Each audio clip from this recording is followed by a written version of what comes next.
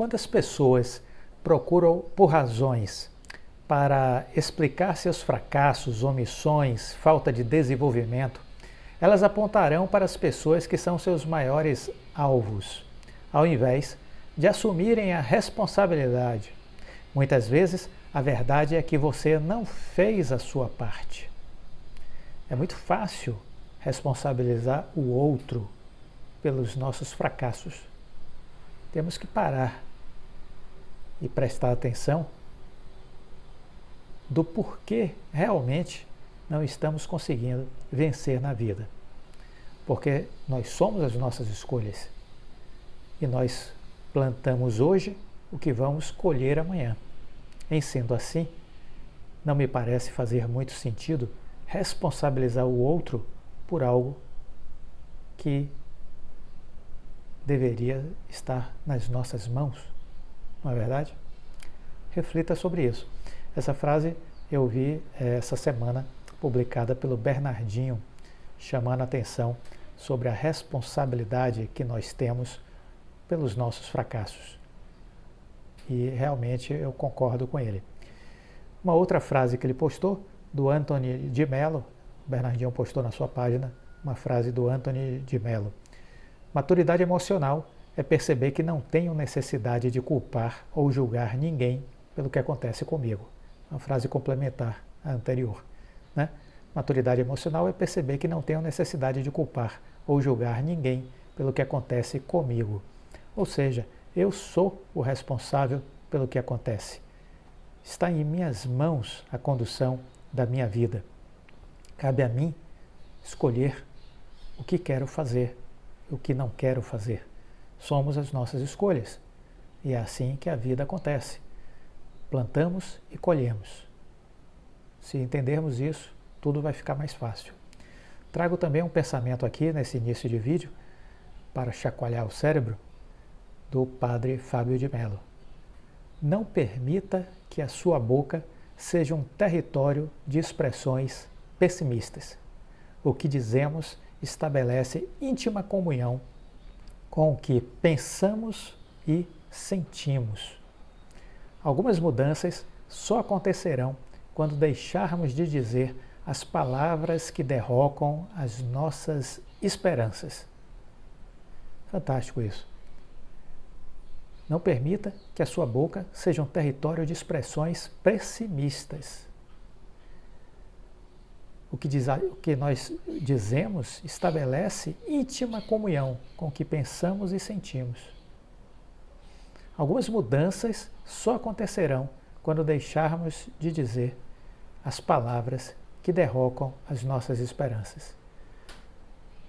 O poder do pensamento, o poder das palavras. Isso é muito importante, a gente entender a força do que nós mentalizamos, do que nós sentimos. Isso tem uma força gigantesca.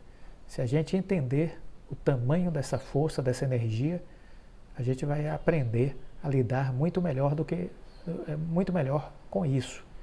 Então a gente vai pensar sempre positivo, vamos cultivar os pensamentos positivos. Isso nos acalma, isso nos dá uma paz, isso nos permite uma melhor reflexão, nos permite melhores escolhas. E assim a gente parte para a prática, né? Com a convicção de que sim, podemos ter sucesso, podemos vencer na vida. Então reflitam sobre essas frases, porque eu acho que é um ótimo meio da gente entender o que estamos fazendo, como estamos fazendo, por que as coisas acontecem, por que dão certo, por que não dão certo. Muitas dessas questões podem ser explicadas pela forma como nós nos comportamos. Pense nisso. Bem-vindo ao canal Viver de Renda. Se inscreva no canal, deixe seu like e compartilhe com os amigos. Nos acompanhe também no Instagram Viver de Renda Canal e no nosso novo canal no YouTube, o Café com Ações. Sou Cláudio Faleiro, formado em administração, consultor de empresas. Criei o Viver de Renda para compartilhar as minhas experiências. 30 anos como consultor, 15 anos como investidor. Maratone todos os vídeos, são mais de 700. Dedique todo dia um tempo para assistir pelo menos 5 vídeos aqui do canal. Isso vai mudar a sua forma de olhar o mundo dos investimentos, de se relacionar melhor com as ideias da educação financeira, aprender a ter equilíbrio no seu trabalho, na sua vida, nos investimentos, saber lidar com as correções na bolsa, não se angustiar, não se estressar com as correções, saber como pensam os grandes investidores. Tudo isso vai fazer uma enorme diferença na sua vida, eu tenho certeza disso, porque fez na minha, portanto vai fazer na sua. Maratone, deixa o like e compartilhe com os amigos. Muito bem, recentes vídeos nós falamos um pouco sobre o que acontece com as empresas dentro delas, o que acontece com as empresas intramuro, ou seja, o que é a verdade, a dinâmica do dia a dia dessas empresas, muitas delas listadas em bolsa. As pessoas não têm muita noção disso. E aí eu comecei essa semana falando um pouco mais sobre esse tema, desenvolvi alguns vídeos falando sobre a tarefa empresarial, no que consiste a tarefa empresarial, a primeira metade da tarefa, que é o planejamento, a segunda metade, que é a execução, a importância de ter um sistema que faça o acompanhamento, avaliação e julgamento de toda a execução, né? E ao mesmo tempo falamos um pouco sobre a liderança e algumas condicionantes para termos uma boa liderança, né? E dito isso, neste vídeo a gente continua refletindo um pouco sobre o papel do líder, né? O líder é aquela pessoa que desenvolve e comunica fortes crenças. Os grandes líderes, eles lideram com base em ideias. Sua visão de mundo acaba por nortear os colaboradores, inspirando-os e unindo-os em torno de ideias, de uma visão. Para preservar a sua eficácia, qualquer sistema deve questionar-se continuamente. O papel do líder é aumentar cada vez mais os desafios internos, ou seja, diminuir o que a gente chama de zona de conforto, certo? Subir o sarrafo.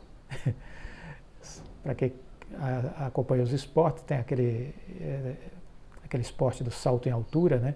Você sobe o sarrafo para as pessoas saltarem cada vez mais altos, né? Você passou determinada altura, você sobe o sarrafo e tem um novo desafio, superar aquela nova marca. O líder deve ter confiança em suas próprias decisões. Ele precisa ter consciência que acertará 8 ou 9 vezes em 10 e está disposto a assumir a responsabilidade quando errar, em poucas ocasiões. Precisa saber arcar com o peso das suas convicções. É preciso, obviamente, resguardar-se contra a arrogância, mas quando se leva avante a própria missão com consciência e honestidade, convém admitir que realmente talvez se saiba mais e se veja um pouco mais longe do que as outras pessoas. Deve ser forte este líder para tomar suas próprias decisões e perseverar nelas, mesmo quando elas forem impopulares. Mas também precisa ter humildade de pedir outras opiniões e mudar de posição, se isso for o certo, sem medo de parecer uma pessoa fraca. O sistema de comunicação ele é fundamental, é preciso desenvolver uma cultura de prestação de contas, interna e externamente, definindo sempre o que é útil e inteligente para cada público específico.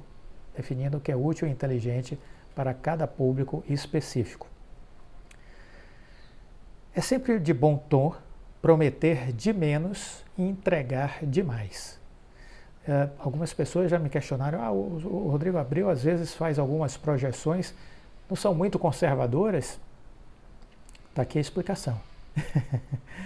É melhor prometer de menos e entregar de mais. Aprendam isso. O líder ele deve administrar não só os resultados, mas também as expectativas. Coisas diferentes, né? Realidade e expectativas. Não transforme uma vitória em derrota. Se você de repente trabalhar a expectativa de um jeito muito exponencializado e o resultado for menor, a vitória, por mais que tenha sido uma vitória, parecerá uma derrota, porque as expectativas estavam muito altas. Isso é preciso ter muito cuidado com isso. Não anunciar as expectativas antes de conhecer os resultados impede que acontecimentos positivos se transformem em desapontamentos. Faça o possível, mas nunca se esqueça de tentar o impossível. Faça o possível, mas nunca se esqueça de tentar o impossível. O líder, ele precisa ser uma pessoa otimista. Não há como ser líder sendo uma pessoa negativa. Seja otimista, seja positivo. Quando você, enquanto líder, empresário, esmorecer, e isso em algum momento acontece, todos os demais acabam desanimando, perdendo a esperança. Por isso, é preciso trabalhar muito essas questões emocionais para, ainda que em algum momento você esteja cansado, esteja desanimado, que isso não extrapole e não contamine as demais pessoas na empresa. Seja você mesmo, isso tem a ver com autenticidade, né? Seja você mesmo. Mas nunca seja sempre o mesmo, ou seja, isso tem a ver com inovação. Seja autêntico, mas seja inovador. Nunca seja sempre o mesmo. Parte da liderança consiste em manter o equilíbrio, em direcionar a força das suas paixões de maneira a melhor atingir os seus objetivos. A liderança exige gentileza, que é um ato de amor, porque exige que nos interessemos pelos outros, até mesmo por quem não sentimos, às vezes, nenhum tipo de afeição. Pequenas manifestações de apreciação, de encorajamento, de cortesia, de atenção, além de conceder créditos e elogios pelos esforços realizados, acabam ajudando os relacionamentos a se desenvolverem de forma adequada. Liderança exige perdão. Liderança exige perdão. O perdão é um atributo dos fortes. É preciso conciliar o afeto com a cobrança, dura muitas vezes, quando for necessário. Ser paciente, seja gentil, seja humilde, seja respeitoso, altruísta, honesto e dedicado. Estes princípios revelam as qualidades de amor, liderança e de caráter de um líder. O maior líder é o maior servidor, nunca se esqueça disso. O maior líder é o maior servidor, o mais dedicado às necessidades dos outros. Não se esqueça, liderar é servir. Liderar é servir. Seja muito exigente com as pessoas que contrata, exija a excelência de todos, exija responsabilidade.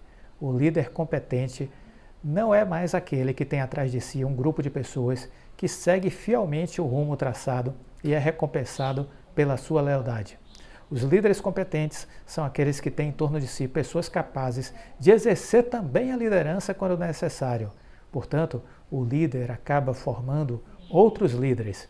E os líderes de nível 5, que são os que nós buscamos, porque são os que podem fazer com que as empresas exponencializem ao longo do tempo, esses são os mais buscados, são os mais procurados, porque empresas que têm liderança de nível 5 são as empresas que melhor performam nas bolsas de valores durante 10, 15 anos, pelo menos.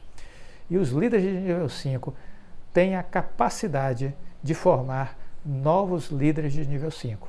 Isso é muito importante. Este foi o vídeo de hoje. Se gostou, compartilhe, deixe o seu like, fique com Deus e até a próxima. Tchau.